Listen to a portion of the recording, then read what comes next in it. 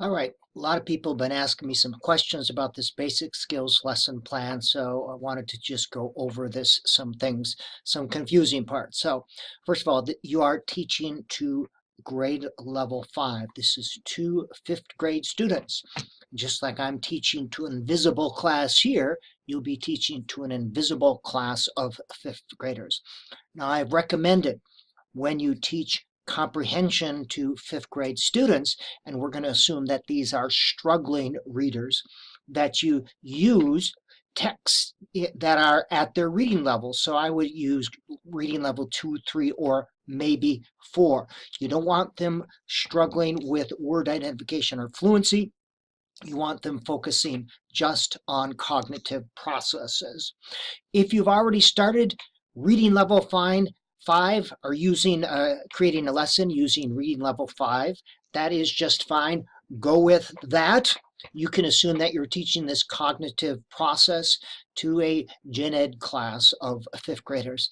The important thing for me is I have to demonstrate to the bean counters that my students know how to teach a cognitive process using the elements of effective skills instruction or using direct instruction. So that is my big concern, that you demonstrate that you know how to plan and teach a skills lesson to teach a cognitive process, a thinking process. So I should not have put reading level 5 because that confused you. So I apologize for that.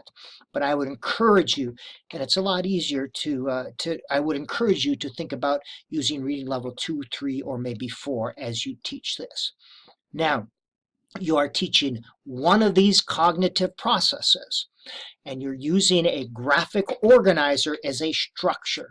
And the goal is not for them to use the cognitive or the graphic organizer.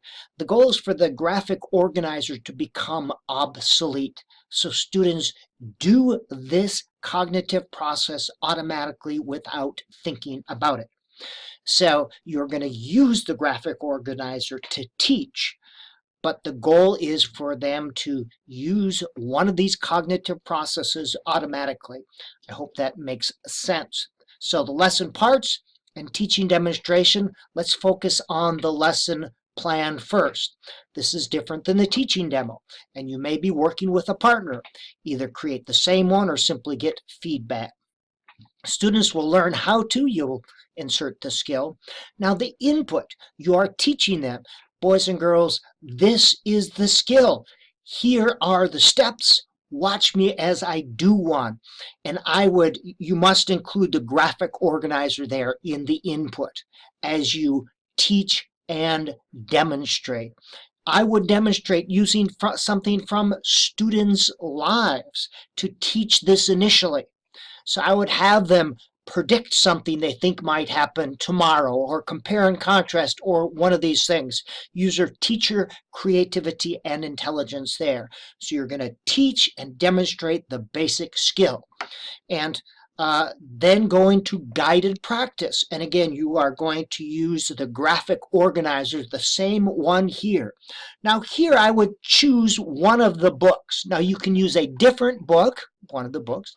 You can use a different book for guided practice and independent practice. So you're moving from real life here to a book to a second book. And I would probably do 2 guided practice activities, taking students through the steps using the graphic organizer. Maybe I would have just 1 or 2 elements left empty here. Maybe I'd have more elements left empty here. And then I would have one that they would do by themselves. So independent practice looks a lot like guided practice. All right, so you do that. Now, a trick here too. If you're teaching prediction, you have to give them something specific to predict. Boys and girls, in this story, predict what happens when. Or you have to tell them what to compare and contrast.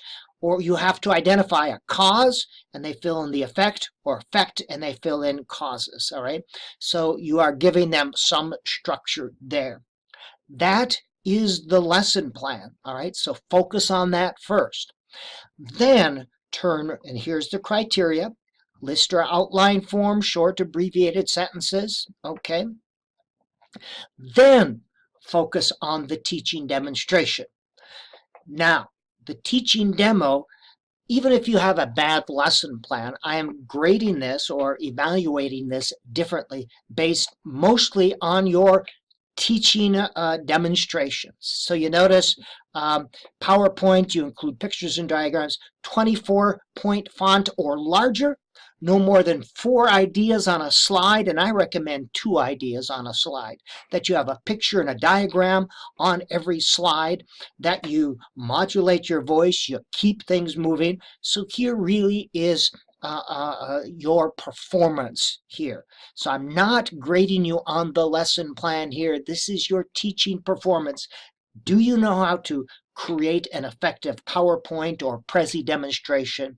Do you know how to keep it moving? Now, for the teaching demo, since you cannot actually do independent practice, you'll simply describe, okay, here I will blank.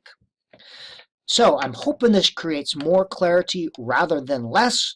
I appreciate people asking me questions because remember, I cannot see you.